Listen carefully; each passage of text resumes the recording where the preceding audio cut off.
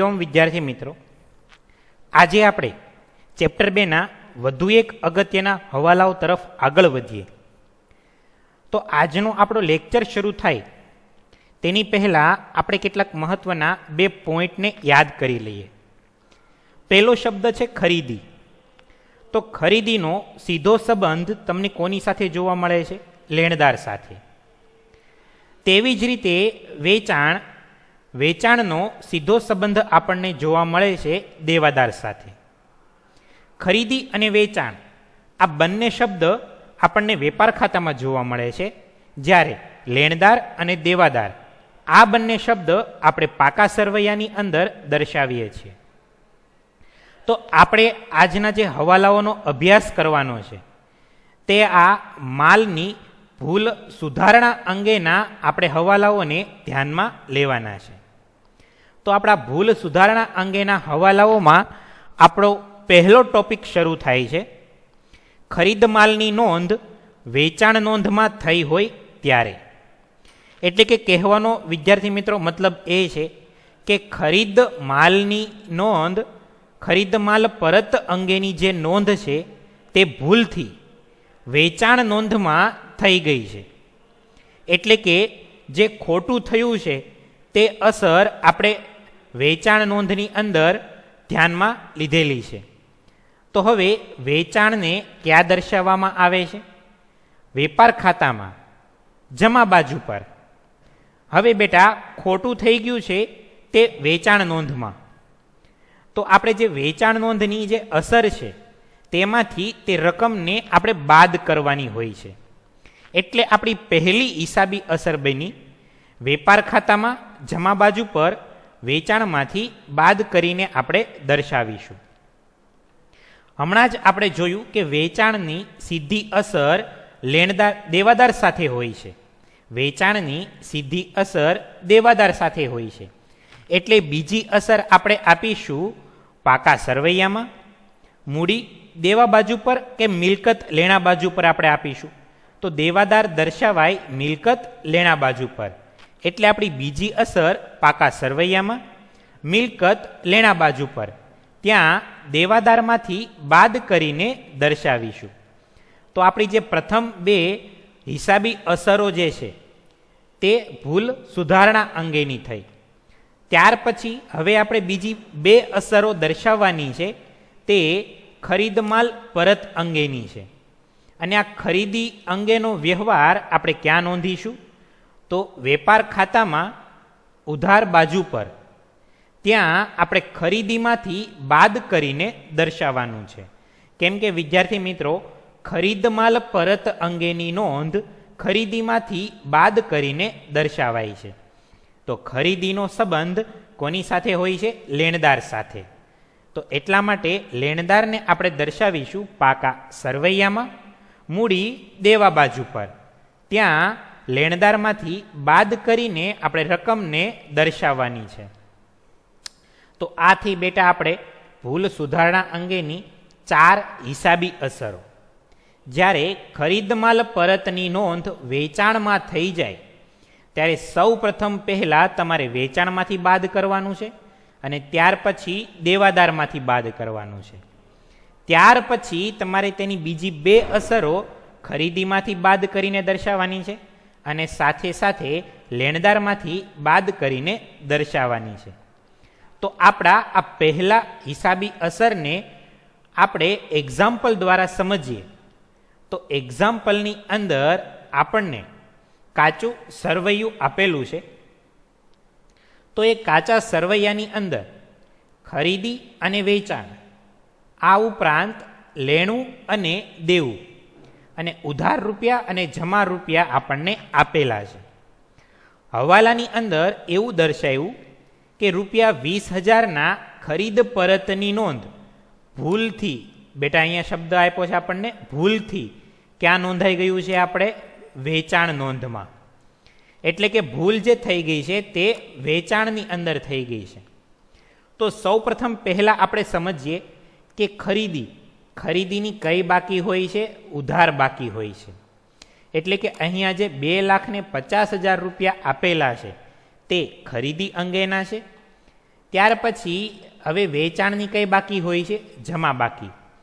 એટલે કે અહીંયા કાચા સરવૈયામાં જે જમા રૂપિયા 3 લાખ દર્શાવેલા છે તે વેચાણ અંગેના છે. તેવી જ રીતે અહીંયા આપણને શબ્દ આપેલો છે લેણું. લેણું એટલે તેનો સીધો અર્થ થાય છે દેવાદાર. તો બેટા દેવાદારની કઈ બાકી હોય છે? ઉધાર બાકી હોય છે. એટલે અહીંયા જે આપણને ઉધાર બાકીમાં 1 લાખ રૂપિયા આપેલા છે તે દેવાદાર અંગેના છે. ત્યારબાદ અહીંયા આપણને બીજો શબ્દ આપેલો છે દેવું. દેવું એટલે કે લેણદાર, અને લેણદારની બાકી હોય છે જમા બાકી. તો અહીંયા આપણને કાચા સરવૈયામાં જે જમા બાજુ પર 50,000 રૂપિયા આપેલા છે તે લેણદારના રૂપિયા છે.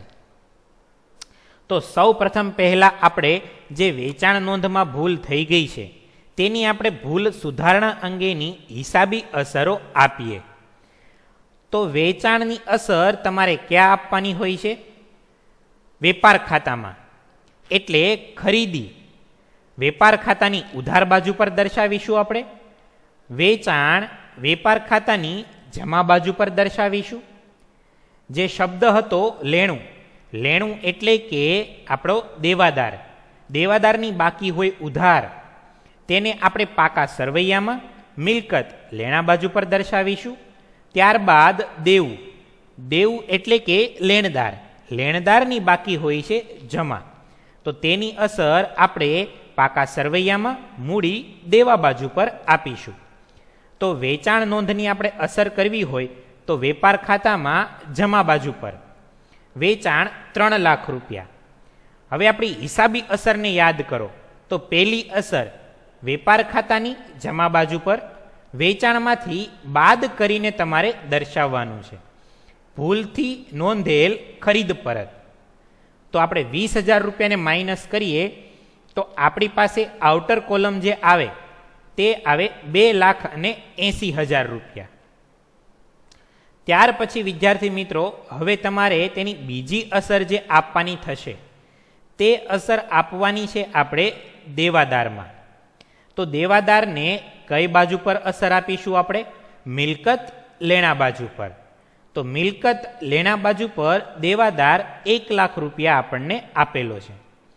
તેમાંથી આપણે રકમને બાદ કરીશું.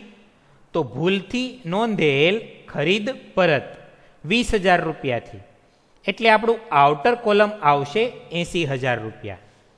તો વિદ્યાર્થી મિત્રો એક અસર વેપાર ખાતાની જમા બાજુ પર વેચાણમાંથી બાદ કરીને, બીજી અસર પાકા સરવૈયામાં મિલકત લેણા બાજુ પર દેવાદારમાંથી બાદ કરીને આપણે દર્શાવી. હવે આપણી ત્રીજી અસર જે આપવાની છે તે વેપાર ખાતાની ઉધાર બાજુ પર ખરીદી 2,50,000, તેમાંથી આપણે બાદ કરીને દર્શાવીશું નહીં નોંધેલ ખરીદ પરત. કેમ કે બેટા તમે નોંધ્યું હતું પરંતુ ભૂલથી વેચાણમાં નોંધી દીધું હતું, તમે તેની ખરીદીમાં કોઈ અસર કરી હતી નહીં. એટલે આપણે ખરીદીમાંથી અસરને બાદ કરીને દર્શાવીએ. એટલે આપણે માટે આઉટર કોલમ આવશે 2,30,000 રૂપિયા. આપણે હવે તેની બીજી અસર આપીએ તો ખરીદીનો સંબંધ હોય છે લેણદાર સાથે. એટલે લેણદારને આપણે ક્યાં દર્શાવીશું? પાકા સરવૈયાની અંદર.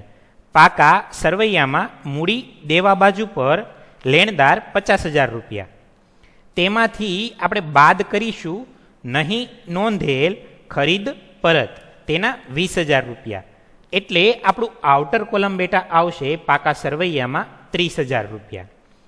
તો આ હતી આપણી 4 હિસાબી અસરો કે જેમાંથી આપણી પહેલી હિસાબી અસર વેચાણમાંથી આપણે બાદ કરીને દર્શાવવાની છે. આ ઉપરાંત વેચાણમાંથી બાદ થશે એટલે સાથોસાથ દેવાદારમાંથી પણ આપણે બાદ કરવાનું છે. ત્યાર પછી આપણી ત્રીજી અસર ખરીદીમાંથી આપણે બાદ કરીશું. ખરીદીમાંથી બાદ કરીએ એટલે સાથોસાથ આપણે લેણદારમાંથી પણ તે રકમ આપણે બાદ કરવાની છે. તો આ હતી બેટા આપણો પહેલો હિસાબી અસર, હિસાબી હવાલો કે જેની 4 હિસાબી અસરો. ત્યાર પછી આપણી પાસે બીજો હવાલો આવે છે, વેચાણ માલ પરતની નોંધ ખરીદીમાં થઈ ગઈ હોય ત્યારે. તો અહીંયા તમારે વેચાણ પરતની નોંધ ભૂલથી કયા ખાતે થઈ જાય છે? ખરીદ નોંધ ખાતે. એટલે સૌથી પહેલી હિસાબી અસર તમારે ખરીદીમાં આપવાની થશે. વેપાર ખાતામાં ઉધાર બાજુ પર ખરીદીમાંથી આપણે બાદ કરીને દર્શાવીશું. ખરીદીનો સંબંધ હોય છે લેણદાર સાથે, એટલે લેણદાર પાકા સરવૈયામાં, મૂડી દેવા બાજુ પર, ત્યાં આપણે લેણદારમાંથી બાદ કરીને દર્શાવવાની રહે છે. તો આ આપણી પહેલી બે હિસાબી અસરો ભૂલ સુધારવા અંગેની થઈ. હવે વેચાણ પરતની નોંધ કરવાની જ રહી ગઈ છે, એટલે વેચાણ પરત અંગેની નોંધ થશે વેચાણ ખાતામાં. તો વેચાણ ખાતું આપણી પાસે હોય વેપાર ખાતામાં જમા બાજુ પર, વેચાણમાંથી બાદ કરીને દર્શાવીએ. વેચાણનો સીધી અસર તમારે દેવાદાર સાથે સંકળાયેલી હોય છે, એટલે દેવાદાર ક્યાં દર્શાવેલો હોય છે? પાકા સરવૈયામાં. મિલકત લેણા બાજુ પર, ત્યાં પણ આપણે દેવાદારમાંથી બાદ કરીને દર્શાવીશું. તો આપણી બેટા આ બીજી ચાર અસર છે કે જેમાં વેચાણ માલ પરતની નોંધ ખરીદ નોંધમાં થઈ ગઈ હોય ત્યારે. તો આપણે આ હવાલાને એક્ઝામ્પલ દ્વારા સમજીએ. તો એક્ઝામ્પલની અંદર આપણને કાચા સરવૈયામાં વિગતો આપેલી છે. માલના ખાતા ઉધાર રૂપિયા 3,50,000 અને જમા રૂપિયા 5 લાખ. ત્યાર પછી દેવાદાર અને લેણદાર, તો ઉધાર રૂપિયા 1,20,000 અને જમા રૂપિયા 45,000. તો બેટા માલના ખાતા એટલે કે ખરીદી અને વેચાણ. તો અહીંયા જે ઉધાર રૂપિયા આપેલા છે તે કેના હશે? ખરીદી અંગેના. અને જે જમા રૂપિયા 5 લાખ આપેલા છે તે કેના હશે? તો વેચાણ અંગેના. દેવાદાર અને લેણદાર, તો બેટા દેવાદારની બાકી હોય છે ઉધાર બાકી, એટલે અહીંયા જે 1,20,000 રૂપિયા આપણને આપેલા છે તે દેવાદાર અંગેના છે. હવે લેણદાર, તો લેણદારની બાકી હોય છે જમા. તો એ લેણદારના જે અહીંયા જમા બાજુ પર 45,000 રૂપિયા આપેલા છે તે લેણદારના રૂપિયા છે. તો હવે આપણને હવાલામાં એવું જણાવ્યું છે કે રૂપિયા 5,000ના વેચાણ પરતની નોંધ ભૂલથી કેમાં થઈ ગઈ છે? ખરીદ નોંધની અંદર. એટલે સૌ પ્રથમ પહેલા તમારે વેપાર ખાતામાં ઉધાર બાજુ પર જઈને ખરીદીમાંથી એ રકમને તમારે શું કરવાની થશે? માઇનસ. ખરીદીમાંથી માઇનસ કરીશું એટલે પાકા સરવૈયામાં, મૂડી દેવા બાજુ પર, લેણદારમાંથી પણ તમારે તે રકમને શું કરવાની હોય? માઇનસ. તો આપણી આ પ્રથમ બે હિસાબી અસરો. હવે વેચાણ પરત જે વેચાણમાં નોંધવાનું બાકી જ છે, એટલે તમારે વેપાર ખાતામાં જમા બાજુ પર વેચાણમાં શું કરવાનું થશે? માઇનસ. વેચાણનો સીધી અસર કોની સાથે સંકળાયેલી હોય છે? દેવાદાર સાથે. એટલે તમારે બીજી અસર પાકા સરવૈયામાં, મિલકત લેણા બાજુ પર, દેવાદારમાંથી બાદ કરીને દર્શાવવાની છે. તો બેટા મેં અહીંયા પર તમને માત્ર સમજૂતી આપી છે. તમારે આને વ્યવસ્થિત ખાતાઓની અંદર ઉમેરીને તમારે તેની હિસાબી અસરો જાતે જ આપવાનો પ્રયત્ન કરવાનો છે. તો હવે આપણા ત્રીજા હિસાબી હવાલા તરફ આગળ વધીએ. તો આપણો બીજો ટોપિક આવે છે કે ઉધાર ખરીદીની નોંધ વેચાણ નોંધમાં થઈ હોય ત્યારે. એટલે બેટા તમારે ખરીદીની નોંધ ખરીદ નોંધમાં કરવાને બદલે ભૂલથી વેચાણ નોંધમાં થઈ ગઈ છે. એટલે ખોટી અસર તમારે વેચાણ નોંધમાં અપાઈ ગઈ છે. એટલે સૌ પ્રથમ પહેલાં તમારે હિસાબી અસરને સુધારવા માટે વેપાર ખાતામાં જમા બાજુ પર જવાનું છે અને ત્યાં જઈને વેચાણમાંથી બાદ કરવાનું છે. જો વેચાણમાંથી બાદ થશે એટલે સાથોસાથ પાકા સરવૈયામાં, મિલકત લેણા બાજુ પર અને ત્યાં દેવાદારમાંથી પણ તમારે અસરને બાદ કરીને દર્શાવવાની છે. તો આ આપણી પ્રથમ બે હિસાબી અસરો થઈ. હવે તમારે ઉધાર ખરીદીની નોંધ કરવાની તો બાકી જ રહી ગઈ છે. તો એટલા માટે આપણે પાકા સરવૈયાની અંદર ત્યાં આપણે એક અસર આપવાની છે મૂડી દેવા બાજુ પર, અને બીજી ખરીદ અંગેની નોંધ આપણે વેપાર ખાતામાં આપીશું. એટલે આપણી ત્રીજી હિસાબી અસર વેપાર ખાતામાં કઈ બાજુ પર નોંધ કરીશું? ઉધાર બાજુ પર. ત્યાં હવે ખરીદી નોંધવાની બાકી રહી ગઈ છે, એટલે તમારે ખરીદીમાં શું કરવાનું થશે? પ્લસ કરવાનું થશે. જો આપણે ખરીદીમાં પ્લસ કરીએ એટલે સાથોસાથ તેની બીજી અસર લેણદારમાં થાય. તો લેણદાર પાકા સરવૈયામાં મૂડી દેવા બાજુ પર દર્શાવેલા હોય તો ત્યાં તમારે શું કરી દેવાનું છે? લેણદારમાં પ્લસ કરીશું આપણે. એટલે આ બની આપણી 4 હિસાબી અસરો. પહેલી બે હિસાબી અસર વેચાણમાંથી બાદ એટલે સાથોસાથ દેવાદારમાંથી બાદ. બીજી બે હિસાબી અસરો ખરીદીમાં પ્લસ થશે એટલે સાથોસાથ લેણદારમાં પણ પ્લસ થશે. તો આપણે આ હવાલાને એક્ઝામ્પલ દ્વારા સમજીએ તો આપણને કાચા સરવૈયાની અંદર વિગતો આપેલી છે. ખરીદી અને વેચાણ ઉધાર રૂપિયા 65,000 અને જમા રૂપિયા 90,000, સાથે દેવાદાર અને લેણદાર ઉધાર રૂપિયા 37,000 અને જમા રૂપિયા 18,000. હવાલામાં આપણને વિગત આપેલી છે રૂપિયા 4,000ની ઉધાર ખરીદીની નોંધ ભૂલથી વેચાણ નોંધમાં થઈ ગઈ છે. તો આપણે તેની હિસાબી અસર આપીએ તેની પહેલાં કોની ઉધાર બાકી છે અને કયા ખાતાની જમા બાકી છે તેને સમજી લઈએ. તો બેટા ખરીદીની બાકી હોય છે ઉધાર, એટલે અહીંયા ઉધાર બાજુ પર જે 65,000 રૂપિયા આપેલા છે તે ખરીદી અંગેના છે. જમા બાજુ પર આપણને જે 90,000 રૂપિયા આપેલા છે તે વેચાણ અંગેના છે. એવી જ રીતે દેવાદાર, તો દેવાદારની બાકી હોય છે ઉધાર, એટલે આપણને જે ઉધારમાં 37,000 રૂપિયા આપેલા છે તે દેવાદાર અંગેના છે. અને જમા બાજુ પર જે 18,000 રૂપિયા દર્શાવેલા તે લેણદારના છે. હવે ઉધાર ખરીદીની નોંધ વેચાણ નોંધમાં થઈ ગઈ છે, એટલે સૌ પ્રથમ પહેલા આપણે જવાનું છે પાકા સરવૈયાની અંદર અને વેપાર ખાતામાં. તો બેટા વેચાણ ક્યાં દર્શાવેલું હોય છે? વેપાર ખાતાની અંદર. તો વેપાર ખાતામાં જમા બાજુ પર વેચાણ 90,000 રૂપિયા આપણને આપેલું છે.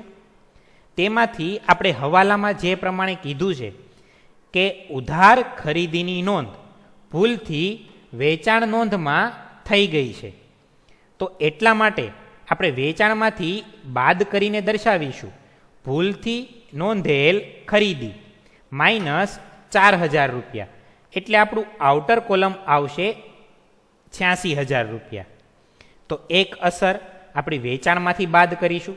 તો વેચાણનો સીધો સંબંધ હોય છે દેવાદાર સાથે, એટલે દેવાદાર દર્શાવવામાં આવે પાકા સરવૈયામાં. મિલકત લેણા બાજુ પર 37,000 રૂપિયાથી. ત્યાં પણ આપણે દેવાદારમાંથી રકમને બાદ કરીશું ભૂલથી નોંધેલ ખરીદી 4,000 રૂપિયા, એટલે આપણું આઉટર કોલમ આવશે 33,000 રૂપિયા. તો આ થઈ આપણી પહેલા ભૂલ સુધારણા અંગેની હિસાબી અસર. હવે બેટા આપણે ખરીદીમાં અસર આપવાની જ રહી ગઈ છે, એટલે આપણે તેની ખરીદીમાં જો અસર આપીએ તો વેપાર ખાતાની ઉધાર બાજુ પર ખરીદી 65,000 રૂપિયા. હવે ખરીદી નોંધવાની રહી ગઈ છે, એટલે મારે ખરીદીમાં પ્લસ કરવાનું થશે. તો ખરીદીમાં જો હું પ્લસ કરીશ તો વેપાર ખાતાની ઉધાર બાજુ પર ખરીદીમાં પ્લસ નહીં નોંધેલ ખરીદી 4,000 રૂપિયાથી, એટલે મારું આઉટર કોલમ આવશે 69,000 રૂપીસ. ખરીદીની સાથે સંકળાયેલો શબ્દ છે લેણદાર. તો લેણદારને આપણે દર્શાવીએ પાકા સરવૈયામાં મૂડી દેવા બાજુ પર. ત્યાં 18,000 રૂપિયા, તો ખરીદીમાં પ્લસ થશે એટલે સાથે લેણદારમાં પણ રકમ આપણે પ્લસ કરીશું. નહીં નોંધેલ ખરીદી 4,000 રૂપિયાથી, એટલે મારે લેણદારનું આઉટર કોલમ આવશે બેટા 22,000 રૂપિયા. તો આ આપણી 4 હિસાબી અસરો. પહેલી અસર વેચાણમાંથી બાદ કરીને દર્શાવીએ, એટલે સાથે દેવાદારમાંથી પણ બાદ કરીને દર્શાવવાની. ત્રીજી અસર ખરીદીમાં આપણે પ્લસ કરીશું, એટલે સાથોસાથ લેણદારમાં પણ આપણે હિસાબમાં પ્લસ કરીશું. તો આ થયો આપણો ત્રીજો હવાલો. ત્યાર પછી હવે આપણી પાસે ચોથો પોઈન્ટ આવે છે કે જ્યારે ઉધાર વેચાણની નોંધ ખરીદ નોંધમાં થઈ ગઈ હોય, તો અહીંયા પર ઉધાર વેચાણ ભૂલથી બેટા ક્યાં નોંધાઈ ગયું છે? આપણે ખરીદ નોંધની અંદર. એટલે આપણી ભૂલ થઈ ગઈ છે ખરીદીમાં. તો આપણે તેની પહેલી હિસાબી અસર આપીએ તો ખરીદી દર્શાવવામાં આવે વેપાર ખાતામાં ઉધાર બાજુ પર. ભૂલ ખરીદીમાં થઈ ગઈ છે એટલે આપણે ખરીદીમાંથી બાદ કરીશું. જો આપણે ખરીદીમાંથી બાદ કરીએ તો ખરીદીનો સીધો સંબંધ હોય છે લેણદાર સાથે. તો લેણદાર દર્શાવવામાં આવે પાકા સરવૈયામાં, મૂડી દેવા બાજુ પર, ત્યાં પણ આપણે લેણદારમાંથી બાદ કરીને દર્શાવીશું. હવે ઉધાર વેચાણ નોંધવાનું રહી ગયું હોય એટલે વેચાણ ક્યાં દર્શાવાય બેટા? વેપાર ખાતાની અંદર. તો આપણી ત્રીજી અસર વેપાર ખાતામાં, જમા બાજુ પર. હવે વેચાણ નોંધવાનું રહી ગયું એટલા માટે આપણે તેની અસર વેચાણમાં પ્લસ કરીશું. જો આપણે વેચાણમાં પ્લસ કરીએ એટલે તેની સીધી અસર દેવાદાર પર થાય. તો દેવાદાર આપણને ક્યાં આપેલો હોય છે? પાકા સરવૈયામાં, મિલકત લેણા બાજુ પર. તો ત્યાં આપણે દેવાદારમાં આપણે રકમને પ્લસ કરીશું.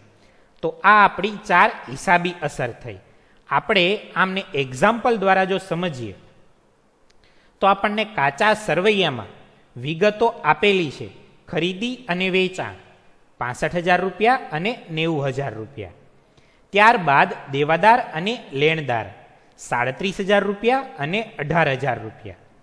આપણને હવાલામાં એવું જણાવ્યું છે કે ₹10,000નું ઉધાર વેચાણ ભૂલથી ક્યાં નોંધાઈ ગયું છે? ખરીદ નોંધમાં. એટલે જે ખોટું થયું છે તે ખરીદ નોંધમાં થયું છે અને તમારે સાચી અસર આપવાની છે વેચાણ ખાતે. તો અહીંયા બેટા હું તમને પ્રેક્ટિકલ નથી સમજાવતો, તમને અહીંયા પર દાખલો કઈ રીતે હિસાબી અસર આપવી તેના વિશે તમને માહિતી આપું છું.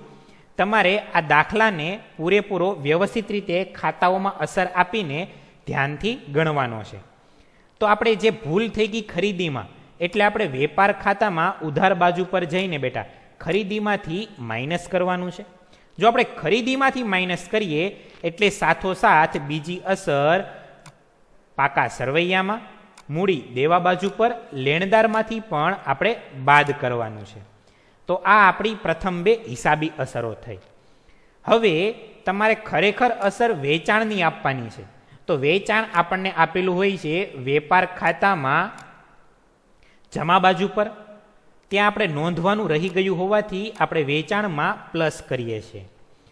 વેચાણમાં પ્લસ કરીએ એટલે તમારે બીજી અસર પાકા સરવૈયામાં, મિલકત લેણા બાજુ પર, દેવાદારમાં પણ રકમને શું કરવાની થશે? પ્લસ કરવાની થશે. તો બેટા આ આપણી 4 હિસાબી અસરો થઈ.